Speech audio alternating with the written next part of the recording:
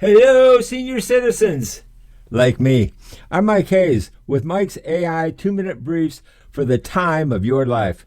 We are done with confusion. We are restoring our lives with AI and moving into abundance as the AI bloomers by growing more reasonable relationships, where we finally have the power to understand everything from our new cars to our doctors just by listening. To show you how simple it is to learn on the go, I'm handing the microphone to my team at AIPodcastListening.com. They guide me, and they will guide you too. Just listen and learn. Let's talk about the single largest pile of cash that most entrepreneurs are just completely ignoring. We're going to follow a young founder, Alex. He's hustling, but struggling. And his story, it reveals a huge overlooked opportunity. So Alex targets 25-year-olds because, they get tech. But the financial reality? Whoa, it tells a very different story. He's pulling 18-hour days for a market with no money. It's a classic mistake, really. See, Alex thinks it's all about speed, but empires, they're built on trust and, actual capital. And this is that ocean of abundance we're talking about, trillions of dollars, all held by one generation. Alex is just stuck on an old label. He hears boomer and thinks they're too slow for his app. But while he's busy chasing trends, something amazing is happening. They're not boomers, they're becoming bloomers. And what's making this happen so fast? AI. It's the great equalizer, the fertilizer for this growth. AI makes tech simple, cuts through the noise online, and mixes decades of wisdom with super fast data. The result? A 75-year-old can check out a product in minutes, but with a lifetime of wisdom to back it up. Meanwhile, Alex is just burning out. He's dealing with high friction and almost zero loyalty. Sound familiar? But the AI bloomer model is completely different. It's stable, built on trust, loyalty, and capital. They actually want to understand things, they're not on a rush, and they can afford real solutions. So the big question is, how does Alex tap into this? Well, it's all about how he communicates. He just needs to stop with the jargon, start talking like a real person, and actually offer to help. This isn't just about getting a customer. It's about finding an investor, a mentor, a partner for life. You see, the smartest founders get it. The so-called old guard is actually the new frontier. So you've got to ask yourself, are you fishing in that puddle, or are you ready to build a bridge to the ocean? All right, so let's dive in here. We are looking at what is, it has to be one of the most glaring economic paradoxes in the whole 21st century startup world. It really is. It's this massive blind spot. Yeah, because everywhere you look, the entire narrative is about disruption. Yeah. Right? It's about going viral, finding that next, fleeting trend on TikTok or whatever platform is designed for just hyperspeed consumption. Mm-hmm. And so you have these founders, and they are obsessively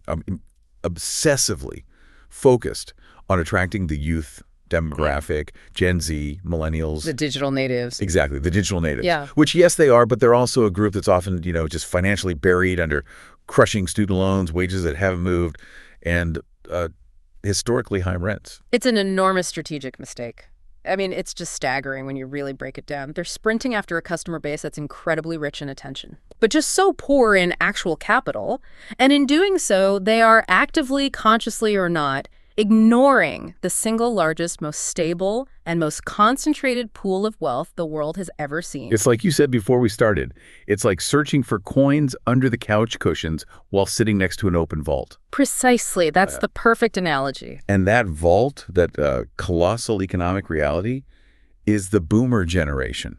Now, let's just pause on that for a second, because when most people in the tech world hear the word boomer, what automatically, pops into their head? Oh, immediately. Technologically hesitant. Slow adopter. Yeah. They'll need too much hand-holding. Exactly. The friction is too high. It's an immediate and, let's be honest, often very dismissive cultural stereotype. And this bias leads entrepreneurs to just assume that the market isn't worth the effort. But the sources we've gathered for this deep dive, they don't just offer a reality check. It's a complete reframing of that whole narrative. This demographic isn't just wealthy. It's undergoing a technological transformation that is so profound that it basically negates all of those historical friction points. We have to start with the sheer magnitude of the wealth here. It's not a small difference. We're talking about the boomer generation controlling over 50% of the entire nation's wealth. 50%. It's not a margin of error. It's a fundamental bedrock economic fact. And crucially, that old assumption that they are technologically slow or resistant, it's now functionally obsolete. Because AI, artificial intelligence, Yo. has become the great equalizer.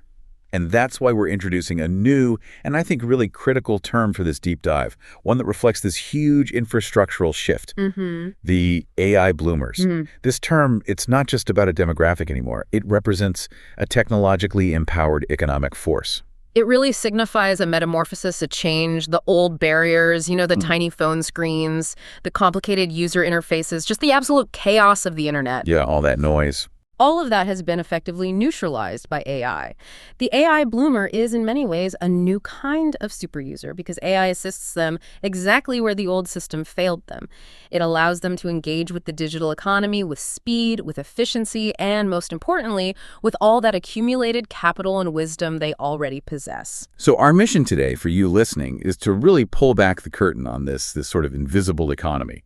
We're going to reveal why ignoring the AI bloomer might be the single greatest financial oversight in modern business. We'll show how AI isn't just making them viable customers, but it's transforming them into the ultimate business partners. It's unlocking a stable, abundant market that, frankly, chasing fleeting trends just cannot compete with. We're basically providing the blueprint to recognizing where the true wealth potential is. So let's look at why so many young founders are focused on, as the sources say, fishing in the puddles. When the ocean is right there. Which brings us right to section 1, the invisible economy, fishing in a puddle.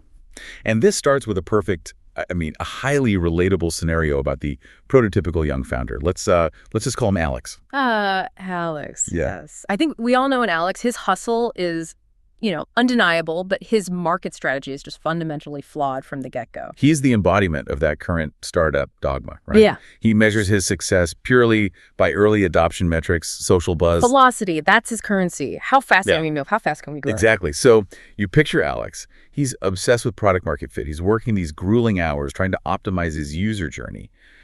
And who is his target audience? It's, totally predictable, the 25-year-old. Of course. And his reasoning is, well, they get the digital world, they're fast. And this is where the financial naivete really comes crashing in, because what is the actual financial capacity of the average 25-year-old in today's economy? It's not great. They might understand the tech, but the economic reality is one of really an unprecedented burden. We're looking at an average of, nearly $30,000 in student loan debt, rents that are eating up 40% or more of their gross income in major cities. And salaries that just have not kept pace with inflation, let alone the cost of housing. It's impossible. So what kind of user does that create? Well, a high-friction user. They'll adopt your app in a heartbeat, sure, but they are incredibly sensitive to pricing. They'll demand a free trial, they'll fight you on every single subscription renewal, and they will jump ship the absolute moment a competitor offers even a minor discount. Because every dollar is a battleground for them. It has to be. Right. So they're fantastic users of free services, but they are, let's be honest, financially fragile customers. And that's why the source materials analogy is so on point. Alex is fishing in a puddle. He's focused all of his intensive effort, the all-nighters, the venture capital he's spending on, trying to extract wealth from a very shallow, debt-laden, high-churn source. And meanwhile, this immense stable pool of wealth, the ocean of abundance, is just completely ignored. This is the so-called silver economy, and specifically these AI bloomers. But I want to pause here. Why is the bias against them so powerful? It can't just be a simple technical assumption. No, it's deeper than that. It's a cultural dismissal. And it's rooted in this obsession with speed and what's perceived as agility. Alex thinks older consumers are too slow, too risk-averse, or, too expensive to acquire. Compared to the ease of just running a viral marketing campaign to the young. Precisely. It's a classic case of confusing effort with effectiveness. He's putting a huge amount of effort into a very low-capital demographic. Let's get to the core insight of this section, because this is where the thinking really shifts. Alex's bias, it stems from a complete misunderstanding of the fundamental currencies that actually build durable, lasting empires. Alex is obsessed with speed and virality. Which are valuable, yes, but they're the definition of a fickle, short-term currency. Empires aren't built on how fast someone clicks like or how quickly they download a free app. Not at all. The currencies that establish true multi-generational sustainable businesses are, and this is key, trust and capital. And the AI bloomers hold the dominant supply of both. Okay, let's break that down. Let's start with capital, and let's go beyond just that simple 50% figure. What does that concentration of wealth actually look like? Where is it? Well, it's not just liquid cash, though that is a significant part of it. The foundation of this wealth is just deeply, deeply entrenched. First, you have to look at the historical context. Many boomers bought real estate during periods of much lower interest rates and comparatively lower home prices. So they have massive, often fully paid off home equity. Exactly. It's concentrated, non-leveraged wealth. And that equity provides a kind of financial resilience that the average 25-year-old just can't even fathom. They have collateral, they have stability. And what about income? Well, secondly, historically, their employers were far more likely to offer defined benefit pension plans, the kind that guarantee an income after retirement. As opposed to just relying on a defined contribution 401k model that's so common today? Right.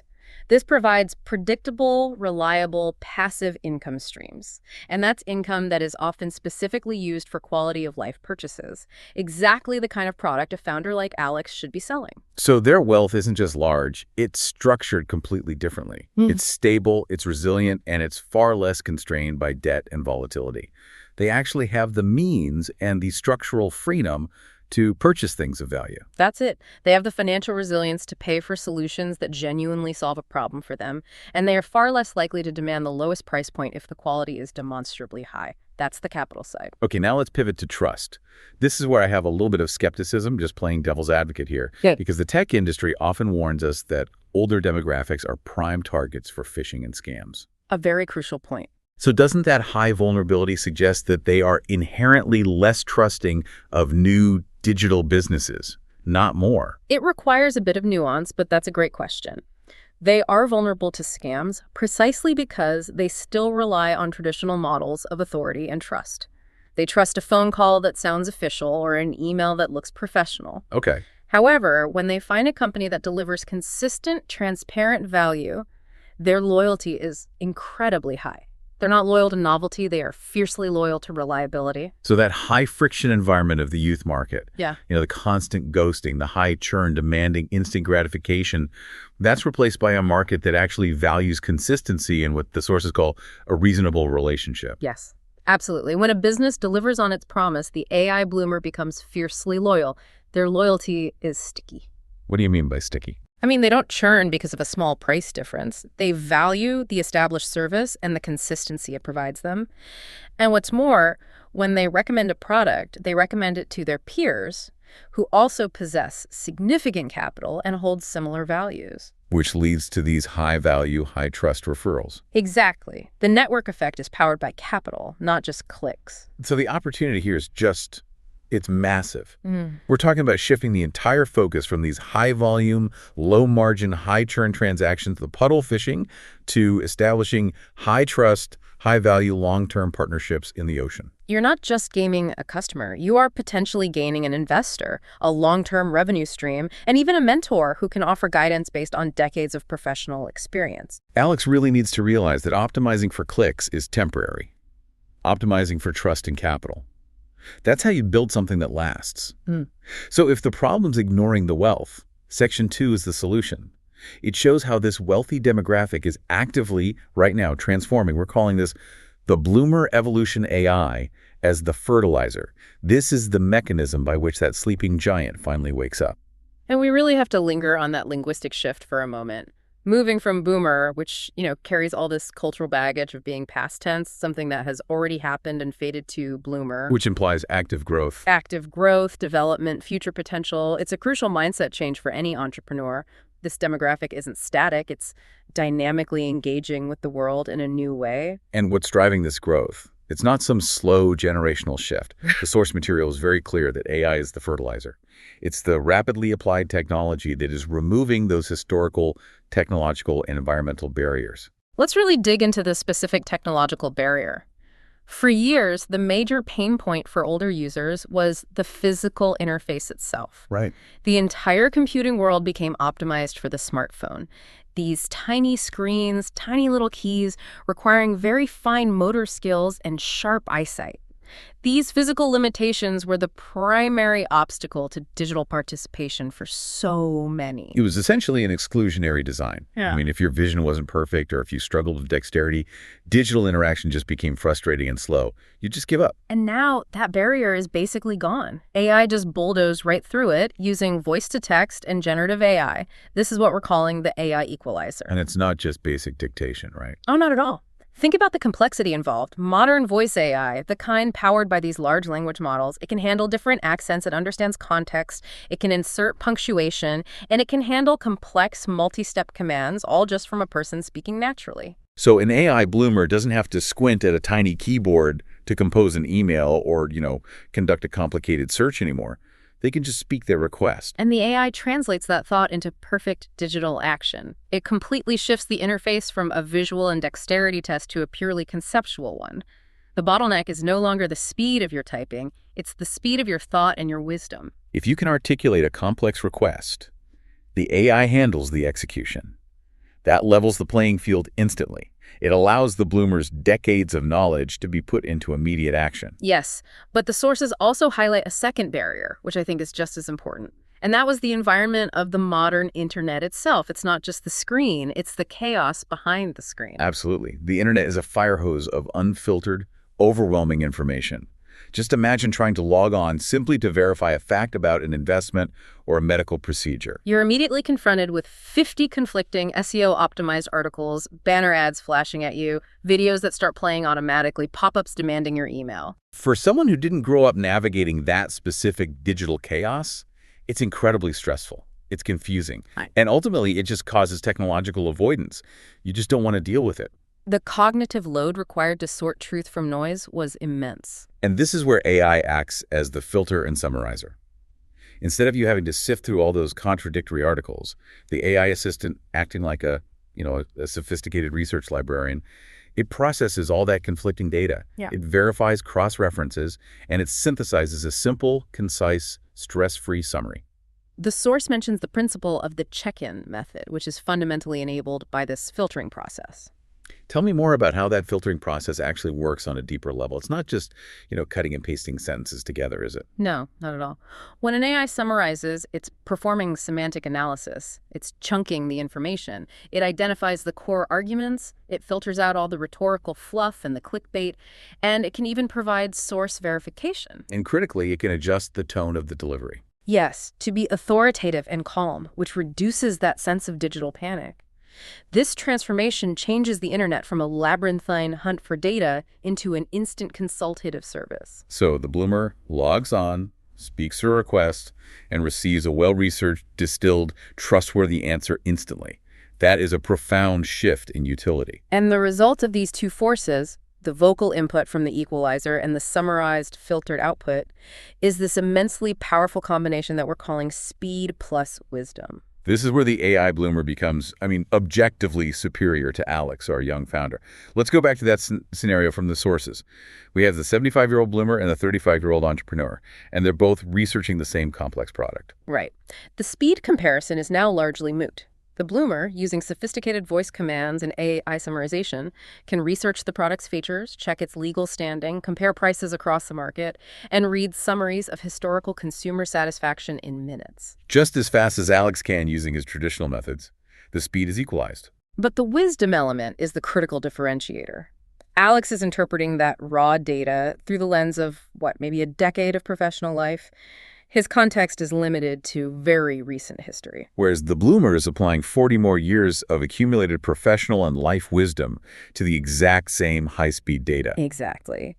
If they're researching a new financial product, they can instantly recognize the structural echoes of something that failed during the savings and loan crisis in the 80s or the dot-com bubble of 2000. They recognize market hype because they've seen 3 or 4 market cycles already. They aren't just fast researchers, they're fast evaluators. They see the red flags in the regulatory language or the fine print that Alex, despite all his speed, might completely miss because he just lacks that historical context. So their decision-making is not just faster, but fundamentally better and more discerning. The AI bloomer is a highly sophisticated, technologically adept consumer and partner who knows how to effectively use massive amounts of data to protect their capital and identify genuine value. They're the market that knows how to use the information most effectively. Okay, so the AI bloomer is now fast, they are wealthy, and they are wise. This completely transforms the relationship dynamic. Which brings us to section 3, which focuses on the business model created by this demographic, the power of the reasonable relationship. And before we can analyze the solution, we have to fully diagnose the environment that most young founders are currently operating in, which the sources term burnout culture. Let's define that burnout not just emotionally, but financially. What does high-friction, low-loyalty actually cost a startup? It costs everything. I mean, burnout culture is characterized by exponential acquisition costs because your churn is just rampant. You have to constantly acquire new users just to replace the ones who ghosted you. Or unsubscribed for a marginal saving. Exactly. The transactions are rushed. They're often based on scarcity marketing or aggressive flash sales, which forces a focus on sheer volume over actual margin. And crucially, that high volume of broke, demanding users leads to a crushing customer support load. Precisely. Because those users spend the bare minimum, they feel entitled to demand the maximum level of support and features, often without even checking the FAQ. It's a huge psychological and financial drain on the entrepreneur. You spend 50% of your resources chasing new users and another 40% dealing with high-friction, low-value existing users.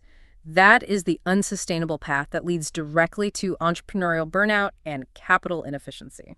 So the AI bloomer market offers a direct, powerful antidote to this. Yeah. The reasonable relationship model. It's stable, it's high trust, and it's grounded in a mutual respect for value. So let's look at the defining characteristics of this stability. Well, the first one is it's almost counterintuitive in this age of rapid consumption. They understand the product. I feel like I'm Alex right now, and I'm a little bit offended. Yeah. Are you saying that I, as a Gen X or millennial founder, never read the manual? Because I absolutely skip the setup process 99% of the time. You and most of your generation, and that's exactly the point. The young market is optimized for skipping steps, for getting to the result immediately. Right. The bloomer, however, values completion and getting it right the first time.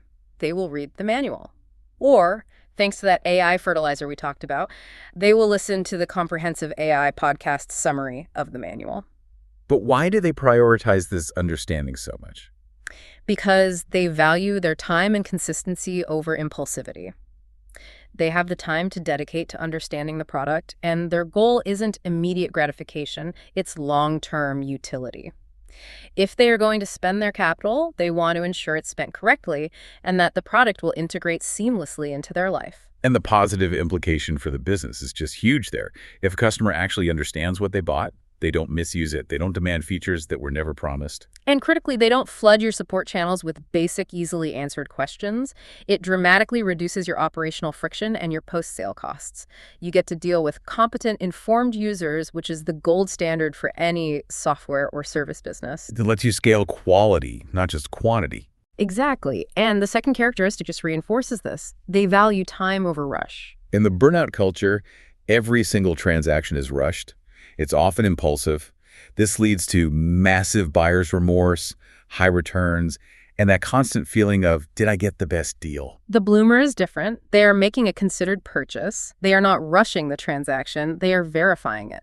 So their patience allows the business to properly vet the customer, to ensure the solution is robust, and to confirm that product fit, all of which leads to a much stickier sale. Precisely. This patience translates directly into long-term loyalty. They aren't chasing the next shiny object or the 5% off coupon. They value the reliable, established relationship. Once that purchase is made, they're invested. They're invested, having used their wisdom and their new AI speed to ensure it was the right decision.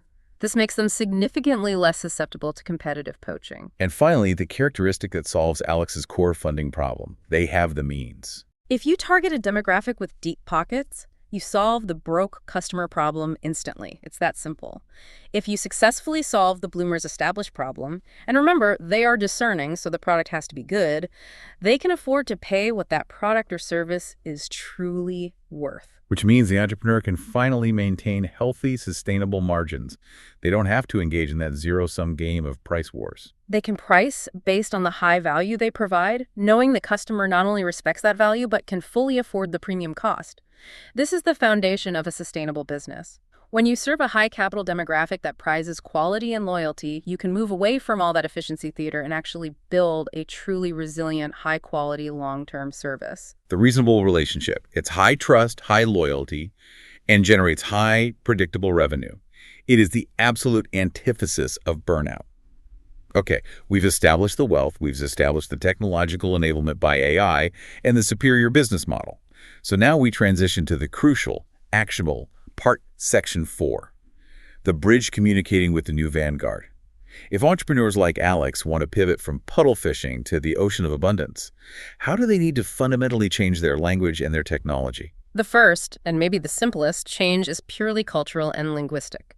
The young entrepreneur has to immediately jettison the high jargon, hyper-casual, and frankly often dismissive language of the tech bro. You mean that language that relies on acronyms, assumes you already know about the latest funding rounds, and uses these vague terms like synergy and disruption without ever explaining the concrete value proposition? That language is a trust killer for the AI bloomer. It suggests arrogance and a total lack of transparency. Instead, the entrepreneur needs to adopt what the sources call a voice of reason style. What does that sound like? The communication needs to be clear, highly concise, structured. It has to emphasize long-term benefits, security, and proven value over hype and velocity. It has to show respect for the customer's intelligence and, importantly, their time. It requires a certain patience, which is often difficult for a founder who's optimized for that viral velocity. They need to slow down their explanation and just focus on clarity. Exactly. They must lead with the why and the how this benefits me personally, not the how fast it is. That cultural shift underpins everything. But the biggest technical shift we have to address is the priority shift away from complex UI or user interface to voice. This is the direct implication of the AI equalizer we were talking about. Right. Since complex visual UIs were the historical barrier requiring high dexterity and visual acuity, and AI has now enabled flawless voice input, the smart business has to prioritize audio delivery and voice integration. Spending millions of dollars on a slick, visually complex app interface that requires 20 taps and 3 finger swipes to complete one action, that's money completely wasted when you're targeting AI bloomer. Simplicity, clarity, and voice-enabled tools are the solution. Because they are inherently accessible and they leverage the bloomer's newly acquired AI-driven speed. So the smart entrepreneur should be prioritizing audio delivery and conversational AI integration over just visual perfection.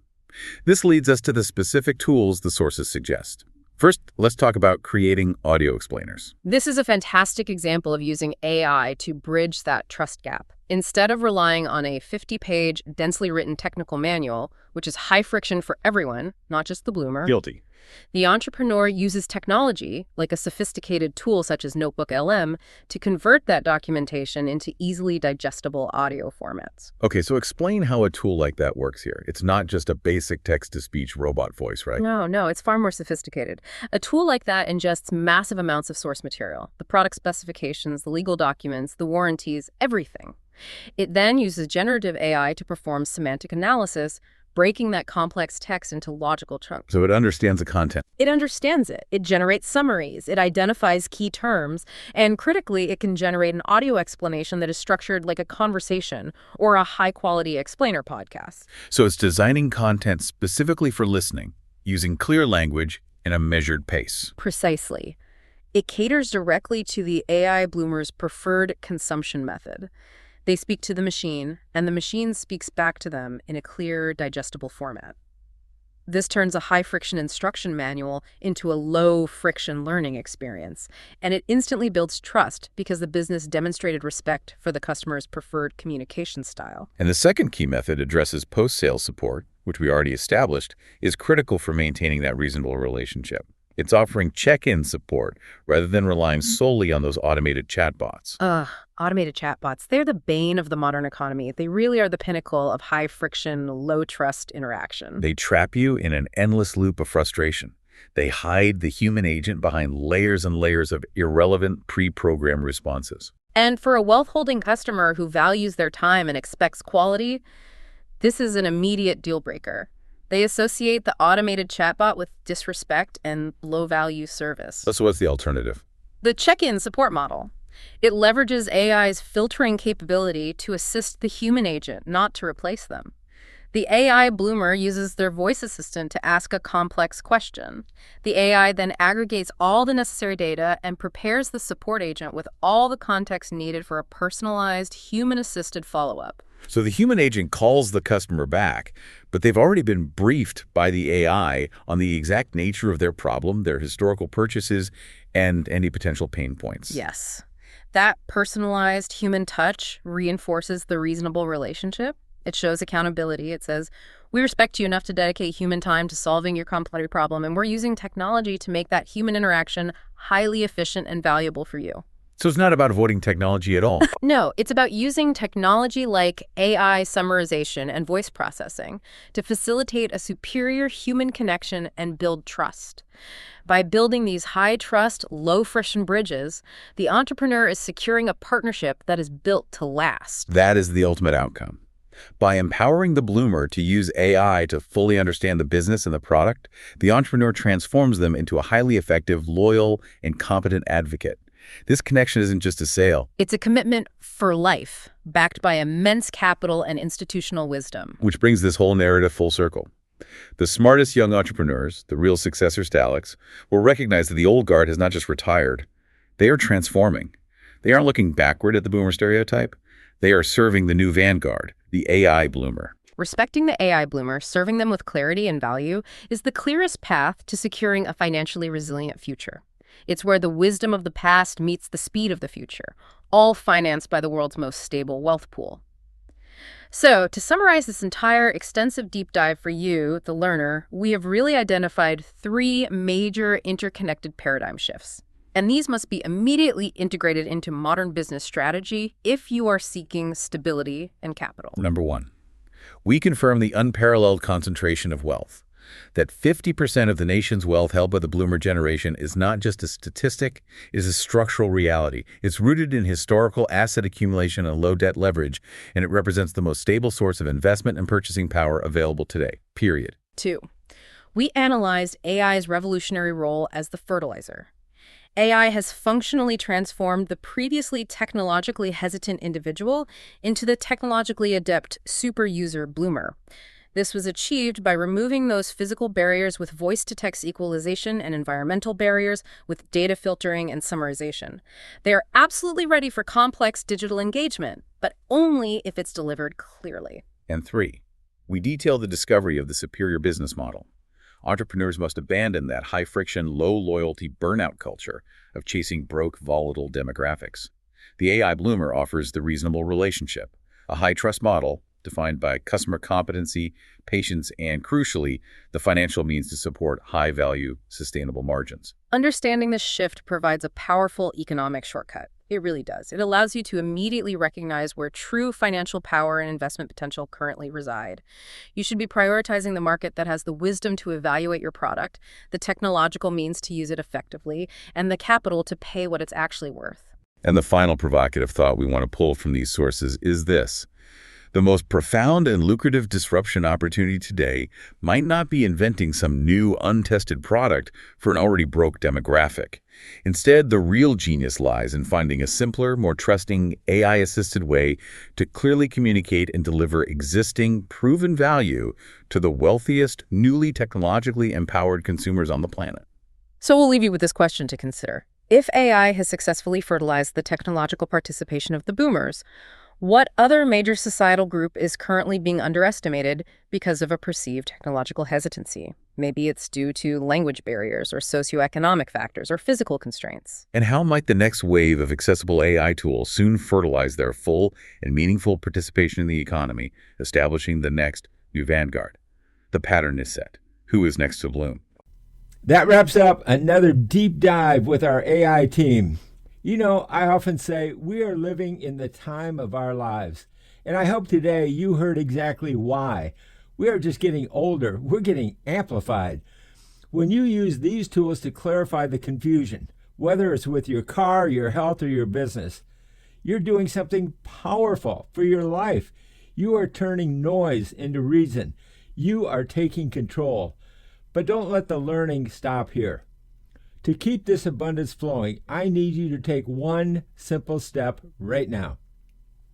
Go to AIpodcastlistening.com, Check in with us. Grab the next episode and remember, you have the wisdom of a lifetime. Now you have the power to share it. I'm Mike Hayes. Let's keep growing reasonable relationships together.